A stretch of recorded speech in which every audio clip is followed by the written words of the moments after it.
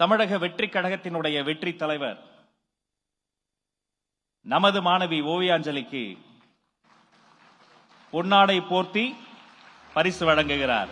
அரங்கம் நிறைந்த கைத்தட்டல் அந்த குழந்தைக்கு கிடைக்கட்டும்.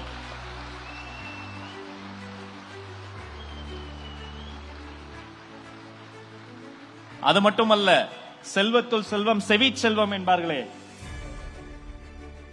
அந்த செவிச்செல்வத்தில் சிறந்த மாணவிக்கு வைர காதணியை பரிசாக தருகிறார் வெற்றி தலைவர். அரியலூர் மாவட்டத்தை சார்ந்த மாணவி 500க்கு 499 மதிப்பெண்களை வாங்கி குவித்த வி சோபியா அவர்களை அன்போடு அழைக்கிறோம்.